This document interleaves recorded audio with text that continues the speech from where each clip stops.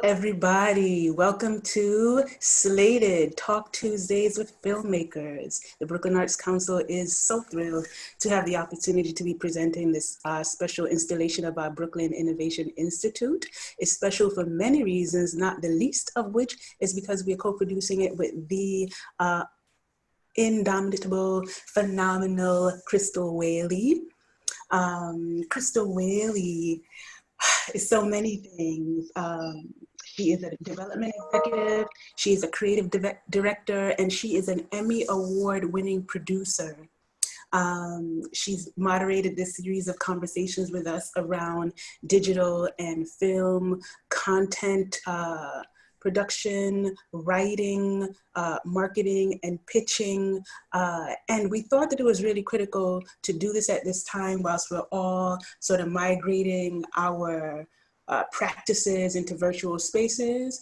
And whilst we're all thinking very deeply and in a way that I'm not sure that we have before about accessibility and about equity, and making sure that all the tools of all the trades are available to each of us, and especially in a place that is as vibrant and creative and innovative as Brooklyn. So thank you, thank you, thank you. Let me tell you a little bit about the company we are keeping. Again, Crystal Whaley is a multiple Emmy Award winning creative producer. With a combination of experience in film, TV, and digital spheres, with more than 20 years of experience in this arena. She has developed, produced, and directed and supervised award-winning TV series, commercials, music videos, and nationally syndicated and Peabody-nominated documentary series for PBS and TLC. She's the owner and creative director of Plan C Media Group. She's also the former VP of Development and Production of Pixel Media, Lionsgate, as well as a former senior producer for Sesame Workshop, former director of video production for Arista Records, and former executive producer of Free Spirit Films. She's produced a myriad of innovative commercials and music videos for award-winning artists. She's a lover of the arts, a true artist, a Renaissance woman. She's a published photographer and an accomplished curator of the annual For Us, By Us at the Long Gallery Harlem, which happened from February 2017 to 2020.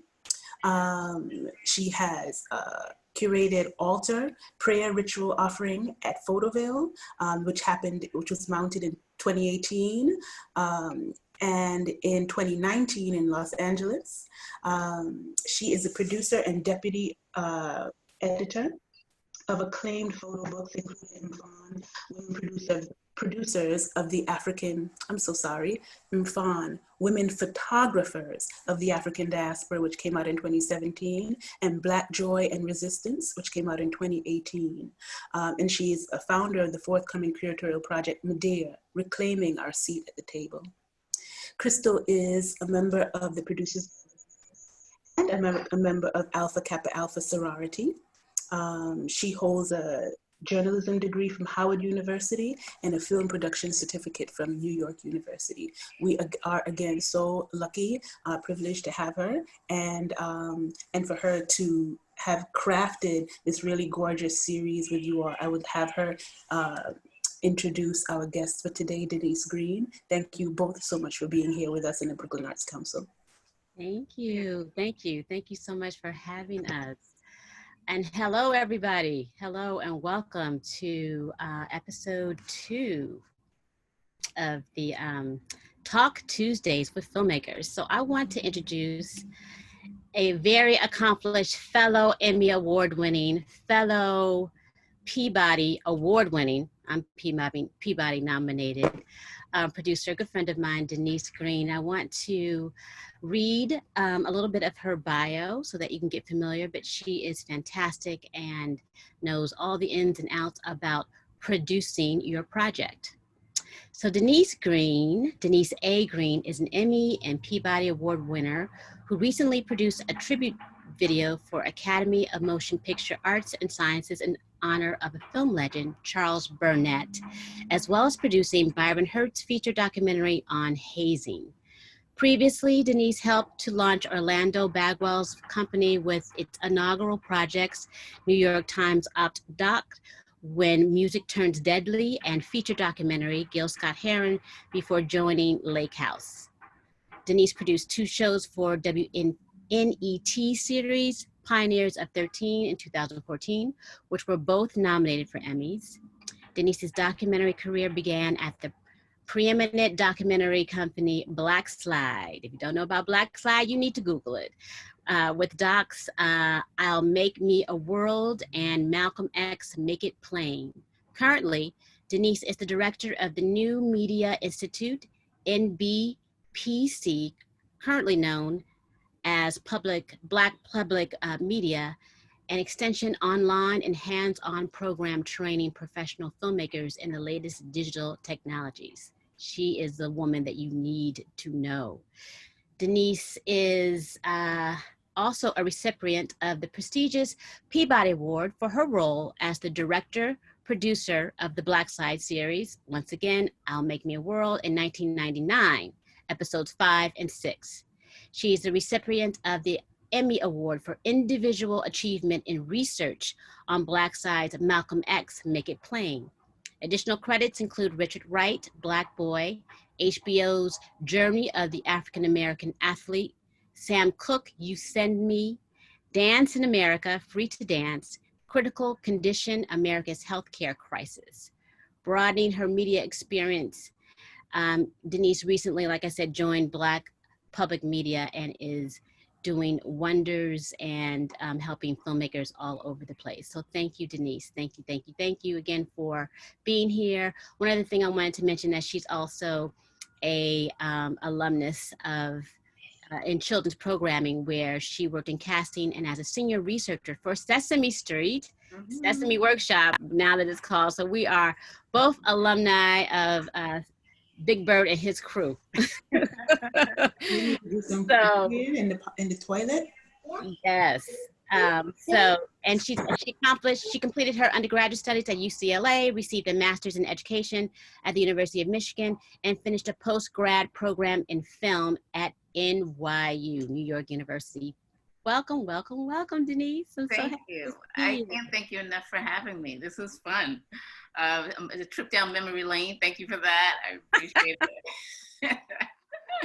Yes, Denise and I have known each other for a long time. I've always thought of Denise as being one of my mentors. She was the first Black woman that I knew that was an Emmy Award winning producer. And I was like, let me just bow down to this woman right now. Oh, likewise, sister. My goodness.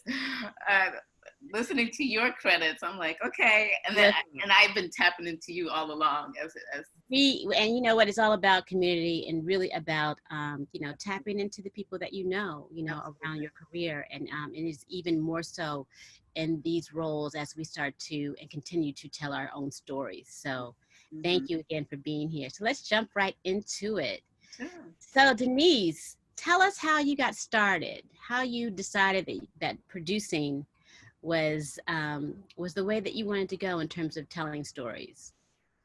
Well, you know, that it was actually because I was so naive. I wouldn't have been in this documentary producing track if I didn't understand what it meant to work for a season. So I knew I wanted to be in educational television. I knew that when I was in school that I learned best from what I watched on TV. And so I was like, okay, well, let me go to the best of the educational TV, Sesame Street. And so I spent some time there in the research department. And then I was just itching to get in the studio. So doors opened, I was in the studio, having a good time, working with the kids and casting. And then at the end of the season, they're like, okay, we'll see you next season. They weren't necessarily saying that to me because I was an assistant, but everybody was off for the season. I was like, what, huh? What's going on? And I had just been in a staff position. And so this hiatus thing I had to fill. I ended up going to NYU to get some, because I knew I wanted to be in educational television, but I didn't necessarily study. In fact, I was advised that you don't have to have like a degree in film or anything. So I said, let me spend some time just getting those terms under my belt, getting a little more, fortified in that. And then at the same time, I reached out to one of my favorite friends from undergrad. He was a TA at the time, Robin Kelly. Mm-hmm. And he was working on a documentary at Blackside. Mm. And so that got me into the documentary sphere. And from there, those crews are so small, those teams are so small that I felt like I was already on the producing track. So yeah, that's how I started. On that one show, it was Malcolm X Make It Plain with Orlando Bagwell. I started off as PA. I was hired as a PA and ended up as a AP, associate producer. Yep. Mm-hmm. So very quickly, because again, the teams are so small, everybody's doing everything. And that Blackside is such a supportive environment. Not only did I have the chance to do everything, but people, were there to help me learn and just develop very quickly. So there it was, into documentary producing. Yeah. Okay. And how long was that, Malcolm X Make It Plain? How long was the whole job from you starting off, getting hired as a PA, then being up to AP, to it being finally delivered? Like, in terms of folks who might not understand or know how long a documentary project actually takes. Yeah. Well, I generally say that it's a year per hour. Okay. Mm-hmm. So it was 2 years to work on that, on Malcolm X Make It Plain. Other projects I've worked on have, that was like 94, something like that. So in fact, we cut on film. So that's how far back. Yeah.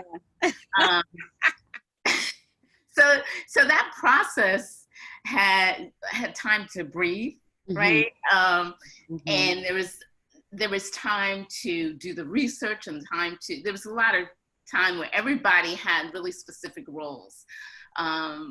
Unlike now where everybody's kind of doing everything and everything's accelerated because technology allows for that, right? Because the pressure is there for that. Right. So nowadays the time frame for completing a project can be wildly different. Mm-hmm. And it all depends on whether your documentary is really heavy archival based or not. I feel like those that do have a lot of archival work in it, we're talking about a lot of fundraising. So that can slow down the process. Yeah. So, and then some are issue oriented where, you need to keep up the momentum and it's all about, a shorter schedule. Got it. Yeah. Let's just roll it back just for a second because we're speaking specifically about documentary filmmaking, documentary producing. And so can you tell us, because there's lots of folks who claim that they're producers or they're executive producers and there's all types of producers, but can you kind of hone in on what a documentary producer does specifically? Yeah. There are all types of producers and I feel like all producers are creative. Like even if you are focused solely on the money, you still have creative input. Gotta be creative and try to find the money. Absolutely. So for me, I call myself a creative producer in that I help shape the story. And as a producer from beginning to end, I'm here to help the director bring her or his vision to life. Okay. So in the beginning, it might be, this is the story, like for Gil Scott Heron, for instance, it was about informing the story with lots of history, a lot of context, political context, musical context, all that. And so I developed a panel, an advisory panel, which is something that I pulled from Blackside. I mean, all of their projects start with a school, they call it. Okay. Because filmmakers are artists and they're storytellers. And so the story needs to be informed with experts of the field, Mm-hmm. people that have lived the history, people that have studied the history and written about it. So for the Gil panel, it's Jessica Care Moore, it's Michael Gonzalez, it's Greg Tate, it's Right. Ronnie Davis, all those powerhouses in there. But that's a decision as a producer. It's like, this is what we're gonna do to figure out the story, to shape the story and inform ourselves before we go out and start interviewing and stuff. So as a creative producer, it's also about figuring out, okay, this is what the vision is. Who's going to be the best? I hear what you're saying in terms of, the mood that you're trying to set. Who's the best DP that's going to carry that off? What kind of sound am I going to need? How big is sound in this? And, sort of understanding, what different roles can bring to the storytelling, and then putting that all on the palette for the director to use as the story is shaping up. So that's what I feel like a producer is. I mean, it's also what people, commonly think of, creating the budget. Right. I mean, making sure, you stick to that, creating a schedule that is really sound, so you're not overspending in one area or whatever, and fundraising too.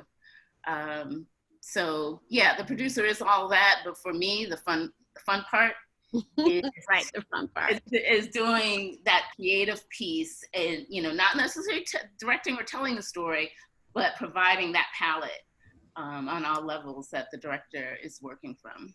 Okay. Yeah. Yeah. And that's with documentary too. And let me know if you feel the same. A lot of the story is, the mostly preparation, and then, executing different interviews, and then it kind of all comes together in editing. Yeah. And your producer is there throughout, from the very beginning to the very, very end. Mm-hmm. Right. Mm-hmm. And probably also kind of walking the project to where it will eventually live, if it isn't already kind of pegged to be someplace, right? So right. That's the festival circuits, and trying to see if you can get it sold someplace and that sort of thing. Yeah.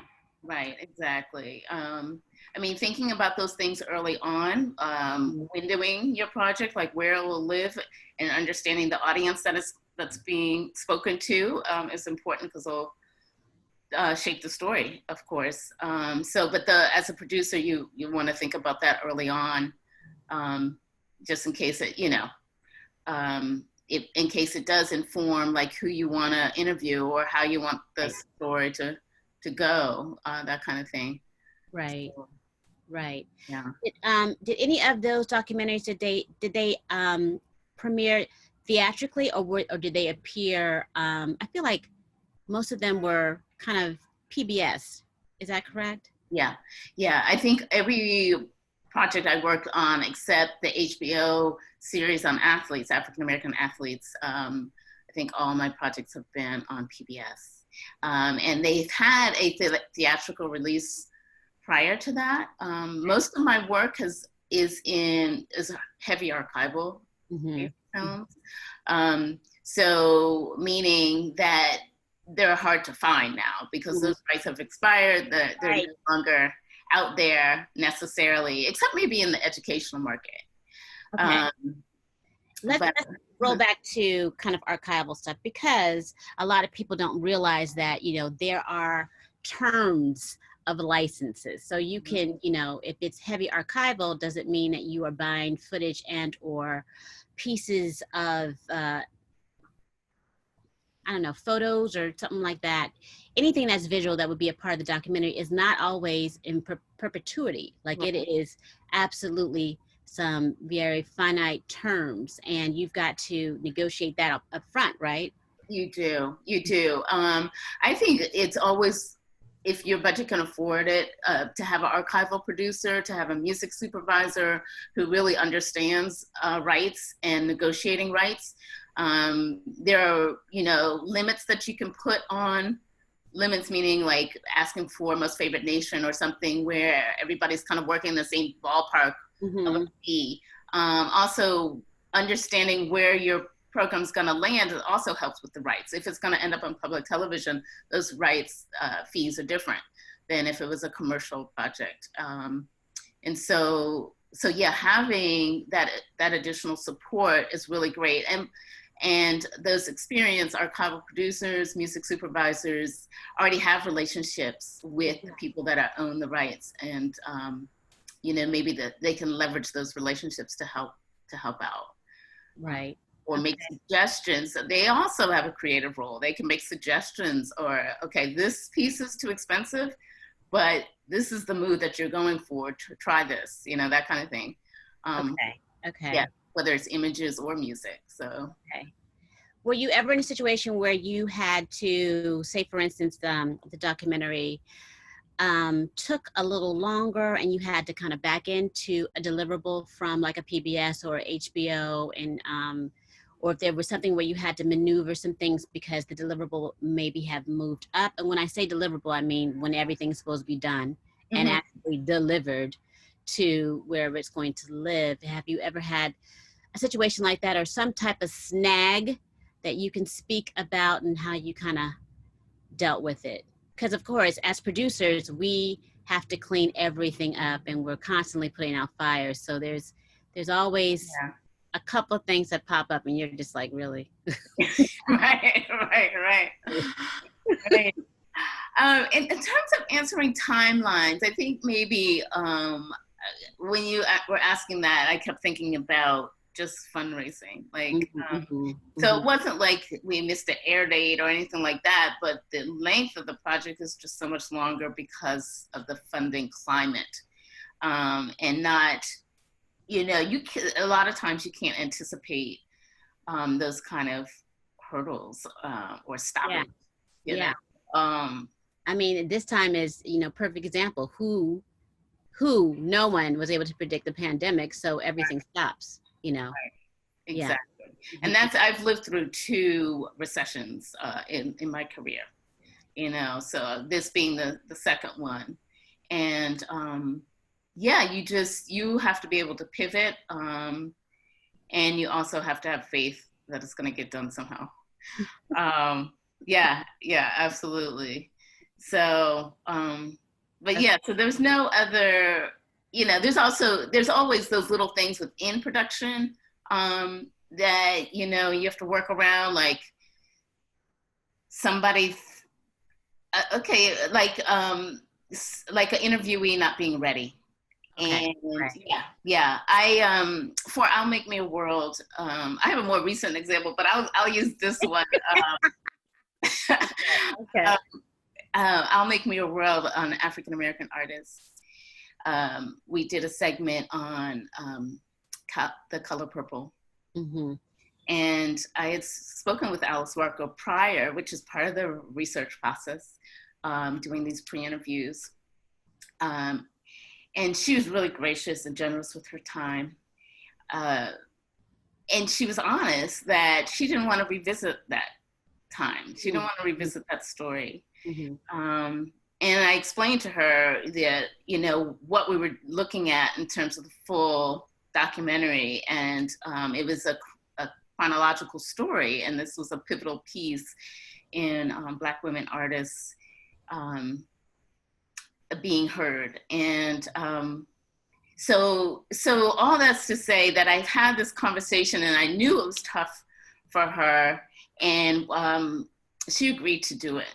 You know, also then we went out there, wonderful crew along with me, beautiful part of California, right? And I was real super excited. I mean, Alice Walker, right? Plus, that's one of your favorite, you know, novelists anyway. Just absolutely, right? So we get to the front door. All of us are a crew of 4. Okay. And she said no. We flew across East West. She said no, I can't do it. Oh my gosh, I can't believe it. Yeah, I was just like, okay, yeah. I mean, I understand. I knew. Right. Yeah. Um, Yeah. but you know, yeah, there was a couple of artists actually in that series that was the same way, and which is just a really interesting part discussion about Black artists and how much they give, you know, and how, I mean, how important their voice is. Right. But also understanding what sometimes it could be a sacrifice, I imagine. Absolutely. Absolutely. Yeah. It could be triggering for them. It's all types of things. You never know. Yeah. Yeah. So, but anyway, we went back, regathered, and then she changed her mind, and so we were able to go back out there. Okay. And we got a great interview, I feel. Okay. Great. Yeah, it's just wow. Yeah. incredibly generous, and honest, and very thoughtful interview. So those are the things where I feel like as a producer, you have to be ready to pivot and take it as it comes. Right, because anything can happen at any point. Yeah. But you got to make sure that you still can tell the story, and you know, in a different way if you need to. But you know, always calm under pressure. That's the other thing. Yeah. So let's talk a little bit about what you think the main 3 characteristics are for a successful producer. You know, we're thrown everything under the sun, and you've seen, and you know, we both have, you know, experiences with people with different types of personalities, and sometimes it works and sometimes it absolutely does not work. Yeah. So what do you think? Yeah. I first listened to everybody. Yes. And yeah, and I say that also knowing that there are certain roles that people need to play in positions but I think there's a table where everybody, you know, I as a producer, you actually benefit a lot from hearing from everybody, you know, as time is ready. Because actually those conversations continue. You finish one film, you're gonna run into that person again. So, you know what I mean? Yeah. so if it doesn't help in that particular moment, it'll help later on. Later on, right, yeah. Right, okay. So that's one, listen to everybody. Flexibility is good. An attribute. Flexibility is, yeah, listening and flexibility is kind of right on top. You've got to be flexible because things happen and all of the problems come to the producer. Yeah. Absolutely. Yeah. Don't flexibility, and try to find space to breathe, because there's just so many things coming at you. I mean, literally either do breathing exercises or just walk away. I think that was one of the first lessons that I learned at Blackside, actually. A sister on my team, Meredith Woods, I love her. She taught me so much. But one of it was take lunch. Yes, take lunch. Yeah. Well, not schedule a meeting in your lunch. No, you need to take a moment. Exactly. Yeah.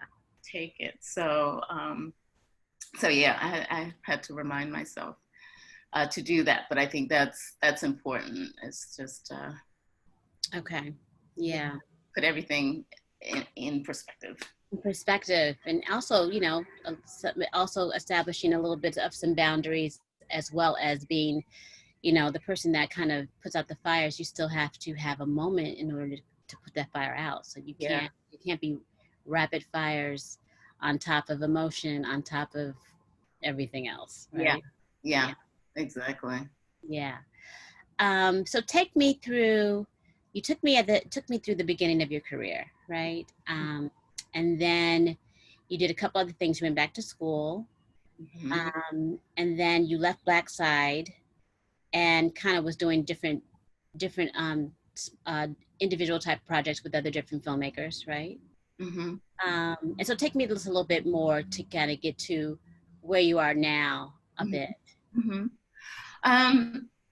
So yeah, Black Side, everybody's on a film for a certain amount of time. And so I actually did the Malcolm X, went away, worked on some films, did another film with Black Side. So I, between Boston and New York, working on various projects, usually within the Black Side family, like somebody that I knew from Black Side. And then I still try to keep children's television going. Because I love children's programming, absolutely. And so I did a piece for Nickelodeon, which I was super excited about, and would love to keep children's programming in my mind. So currently, going this in and out of Black Side on film projects, I also, was in touch with, at the time, National Black Programming Consortium, now known as Black Public Media, a funder of many of the projects that I've worked on.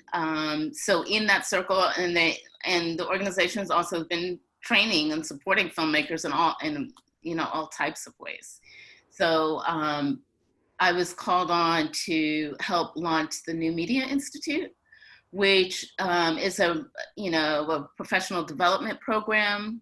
Was a program. It's like, there's been iterations since then. I think there's still elements of it now in what we're doing, but basically it's to introduce seasoned makers to new platforms, new ways of storytelling, new tools. So the business is always changing, and I love that about the organization, that it understands that our filmmakers need that access and touch points. And I think our film community also just appreciates, because sometimes you feel like you're working in a silo by yourself. So coming together and just practicing storytelling with what's new out there, I think is very beneficial for everyone. So I came on board to help launch that program, went off to work on another film, and then came back. And so now that I'm back, I'm heading up the funding initiatives, like an open call, also training our Black Public Media Incubator, which also leads to Pitch Black, which is a funding opportunity as well. So if you go through the incubator program, then you get this opportunity to pitch your project before people in the industry, funders in the industry. Right. So that sort of pitching arena type stuff is new to me, since having been in the business for a while. I mean, before it's really just you find funding, you go through this funding strategies, but I think in the last 10, 15 years, the idea of pitching before an audience is a way to do things. But it's a lot of fun. I think everybody sort of enjoys it. Okay. Sorry. Okay, that sounds good. I'm trying to bring my levels down so that you don't hear bings like that, but okay. So talk to me a little bit about the concept of having or being a separate entity in terms of producing. So, on the earlier earlier producer, you were working with production companies as they were creating these films, as opposed to the filmmaker kind of taking on the responsibility of creating a film solely by themselves. Can you talk a little bit about what is the advantages of actually running a film through a separate entity than yourself? Does that make sense? It absolutely makes sense. I think it's a necessity. As a funder now, I know that we require you to, when you receive funds, we require you to have a separate account. So there's no commingling. Right. But as the filmmaker, it allows you to track your funding for a particular film. So you might want to set up a film, the title of the film, LLC, for each particular project, so that you can there is no commingling, and there's a true understanding of accounting when it comes to reporting back to your funder, when it comes to tax time, all that kind of stuff. Right. So it's very important to do that. And I think,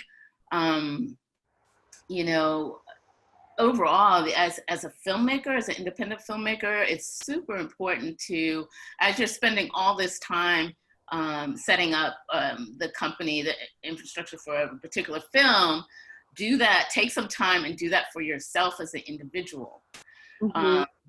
So that, you know, your reporting is just as easy as for the film project when it comes to doing your quarterlies and tax time. I think if anything, I would have, when starting out, I would have spent more time, not just hiring an accountant, but really spending a little bit of time next to, or if not doing myself, you know, as well as an investment advisor. You know, hiring those folks are great.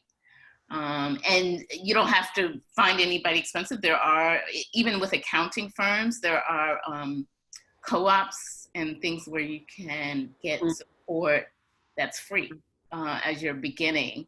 Right. So yeah, so getting that all in order is really important, but also understanding a little bit what these folks are doing. With the money, I think, is also important. So, because they talk fast. Talk fast, and they talk in different type of, like, you know, accountant ease, legal ease. Right. We speak, you know, film and TV production. So yeah, it's sometimes a little coded. Yeah. And I think it's really important for, you know, filmmakers, established and or aspiring, to make sure that they are separate from their creative kind of babies, just to make sure that they protect themselves, you know?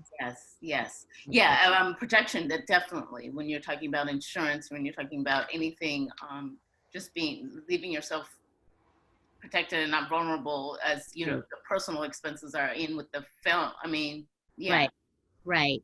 And a lot of times too, you know, filmmakers, of course, you know, in terms of trying to get funded, you know, a lot of times we'll dig in our own pockets and, you know, even self-fund. But even in that scenario, you can self-fund all day, but keep it separate. Yeah. So that, you know, if anything, God forbid, happens. Yeah. And two, you know, you don't get as much tax write-offs as an individual as you would as a separate entity. Yeah. It just makes so much sense on all levels. You know, yeah.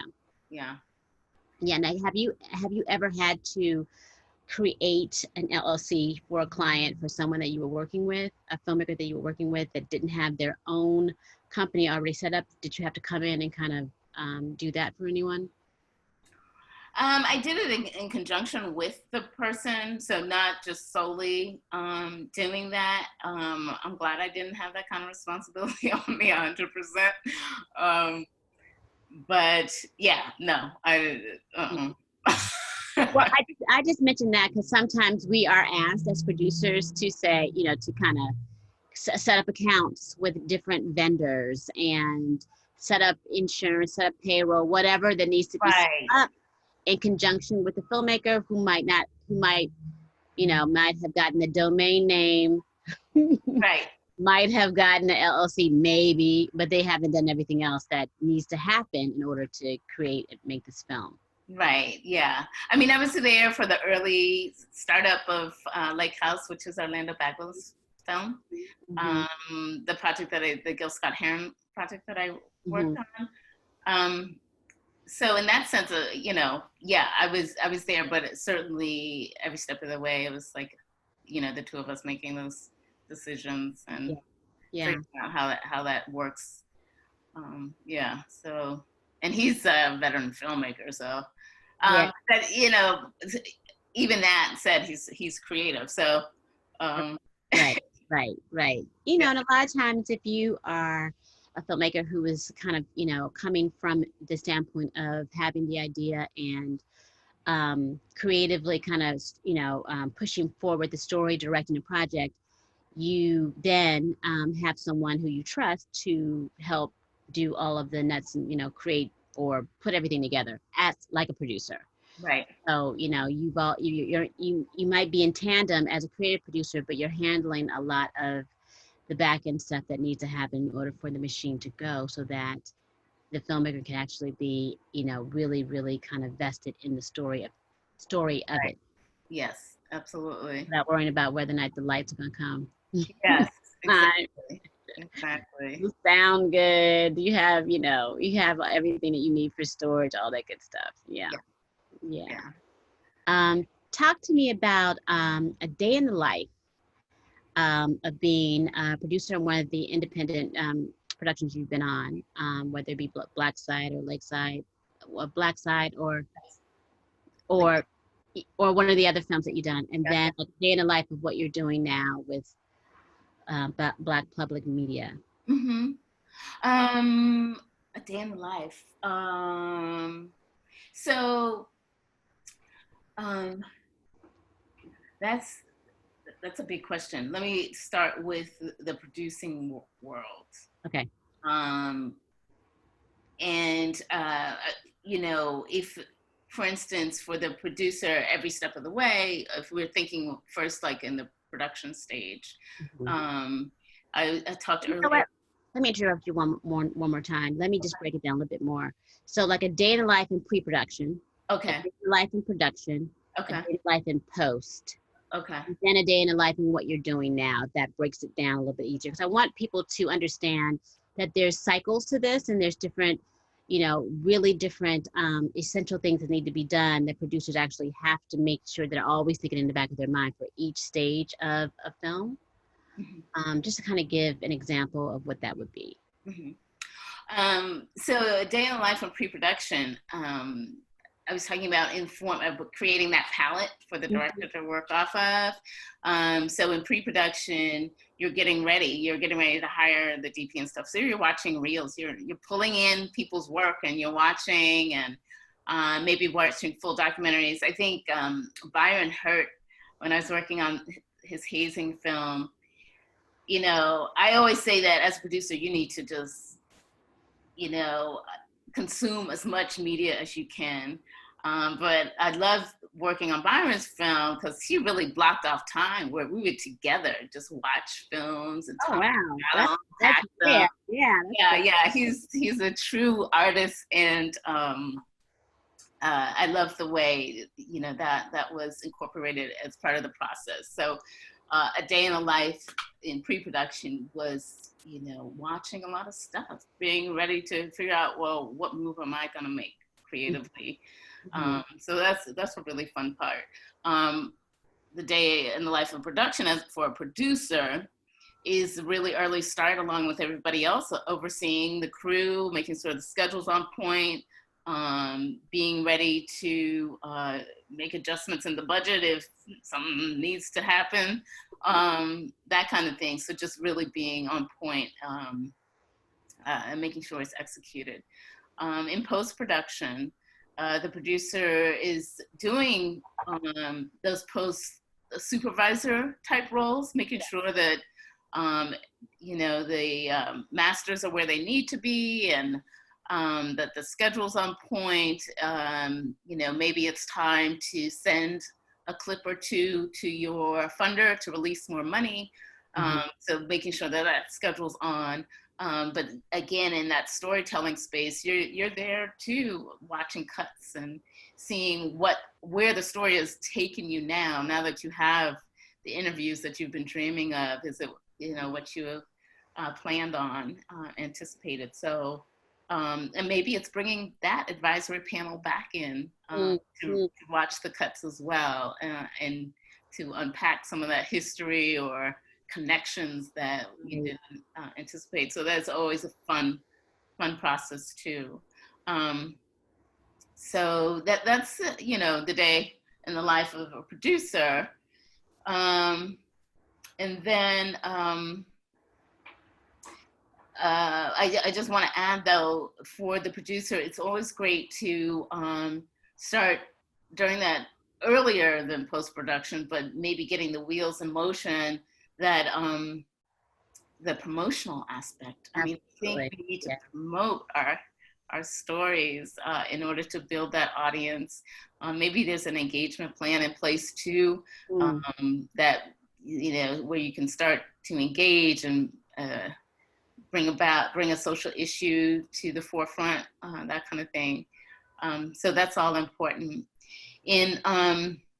There is no, when I think about my work now at Black Public Media, there is no particular day, I mean, but you would commonly find me in front of the computer answering tons of emails, because I'm doing a lot of planning, a lot of scheduling, whether it's scheduling for the incubator, reaching out to filmmakers who will be mentors as a part of the program, reaching out to filmmakers who will read projects. You know, like you're familiar with the open call, you know, applications will come through, and we rely on our community to help us go through those applications and advise on storytelling. We tend not to, we get really involved. We just don't simply read applications. We like to give feedback and support our makers where we can. So usually I would say in general, my role is reaching into our community to see where we can support the various programs that we have. And then I do make space, usually later in the day, where I can sit and watch someone's reel, you know, someone that's gotten funded, they might have a deliverable that's come in and say, here's my rough cut, take a look. Or somebody that's applying for the program, I you know, spend some time, I use the end of the day where it's kind of clear and free to screen things. So, right. So yeah. So it's fun. It's still creative, you know. I still do a whole lot of storytelling in my mind. Yeah. And then, but I really try to leave space to watch other people craft their stories. You know, it's just amazing too. It's a privilege actually to see what people bring. Yeah, yeah. Do you find that you use those same 3 attributes that we talked about in terms of being a successful producer? Do you use those same 3 in your current role?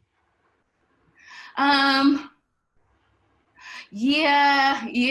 I don't have you know, I don't have too many like changes. Like it's more there's no real hurdles that will pop out of nowhere. There's just a lot of work now, as opposed to like windy roads, unpredicted, dark roads. So now I just have to fortify myself just to set boundaries, so that carries over. Set boundaries, because the day can go into the next, and I'm still looking at somebody's reel. Right. Okay. Let's see. Now, what can you describe a great win or a great failure that kind of shaped the way that you kind of look at filmmaking and or shape the way that you, I don't know, maybe see the process of storytelling, or just shaped you in general as an artist? And you know, it can be from anywhere, but you know, either a great failure or a great win. So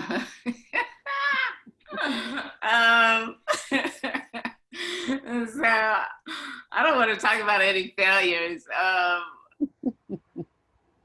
but maybe I can talk about it just in terms of, without naming any names or project names. But I know, like, for me, speaking about that recession. Yes, which kind of just hard to recover. Yeah. So you know, you take it personally, and then you step back, and you're like, I don't need to take it personally, but then you do, and you feel like you got this project in your hand, and trying to fundraise, and it's just no joke. So it felt like a heavy failure, what I did with that was to say that I can't solely be this. I can't solely be a producer. I have to wear many hats. I wish I had discovered that earlier. Mm-hmm. But I would say, you know, to anybody within the industry, within the field, have a couple of hats. So you can be an archival researcher and you can also be a line producer. Right. And then on top of that, your third hat is something that's outside. Right, right. Mm-hmm. You know, like a swim instructor or, you know, a yoga teacher. Right, exactly. You know what I mean? So yes, in this industry, in order to go through each of the waves, you really need to be, you have to have many hats. Yeah. I even think that's the case, even if you are in-house someplace, like, I mean, you're in-house now, but even if you're at a major studio or a major streaming service, same thing. Yeah. You know, be very professional and amazing and, you know, badass at your job, but also have something else. You gotta have something else. And as an artist, Right. you need to be feeding yourself anyway, you know. So, and the nature of producing, and you let me know if you agree, a lot of times it you know, that's straight producing and or creative producing, you are helping to create someone's vision. It's not always yours. Right. You can be on the team and be the biggest cheerleader and get paid for it as a producer.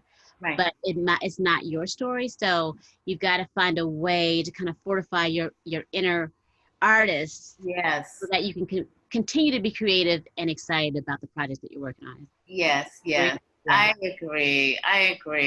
And I've tried to, you know, squash that energy, and it's not helpful. You have to, yeah. So. Yeah. It's important to find something that feeds that other artist, you know, because producing is an art. However, the nature of it is making it happen for someone else specifically. So right. I think that's something that we all need to make sure that we carry and make sure that we nurture. Right. We've got a couple more minutes, so I want to talk about if you could talk to yourself, start now. Advice as a beginning producer. And a lot, you know, I feel like a lot of times we'll be in projects and get bumped up, but how do even people get, you know, get on projects? Where do they find these projects? How do people go about, or what would be your advice on even kind of, you know, gain access to something? I think it becoming a part of an organization, you know, whatever your passion is, if it's documentary, find a collective that's around that. If it's, you know, women films, find that, you know. I think being in those organizations and in those discussions, there's always that sort of networking opportunity, and those I think really work, especially when people can put a name to a face and stuff, and then if you're willing to exchange, you know, even if you're not at entry level, if you find somebody needs, you know, some of your skills and you might need that kind of exchange could be helpful and lead to something bigger. So I would just constantly put myself in spaces for networking. And if you know me, that doesn't sound like Right. something that I do very well. However, I know the value. Well, I don't know why I should be this way, but yes. I know the value.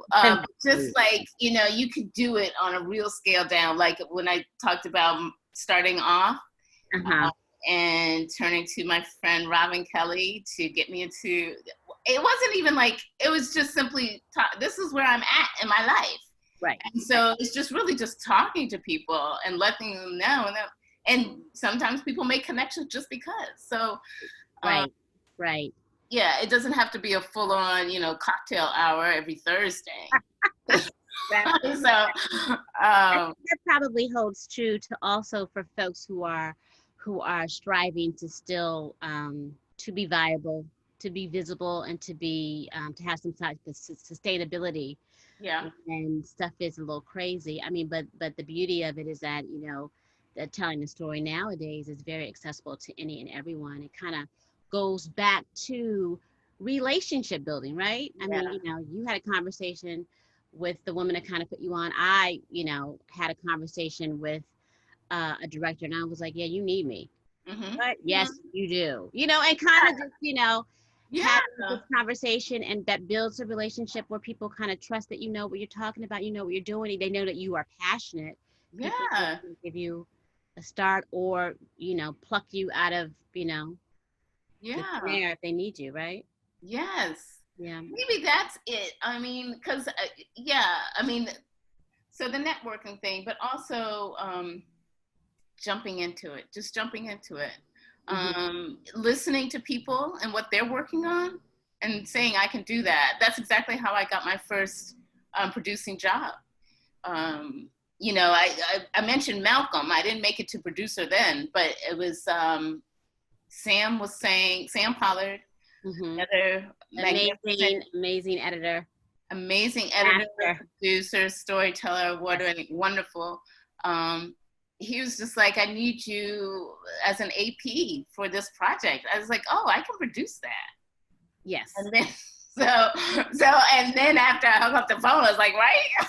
I can do that. That's when you call people to say, what the hell am I doing? Hi, can you help me? What does that mean? Okay. But having a clue, you know, having a little bit of a clue, and then, you know, being open to and being vulnerable enough to ask questions. Yeah, absolutely. Yeah, yeah. Let me see. We've got 2 more minutes.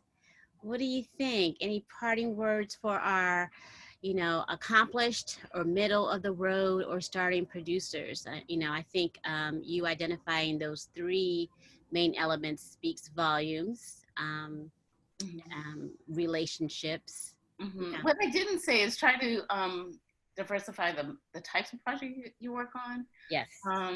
Yes. You know, being in the archival space, I've really just been in that space.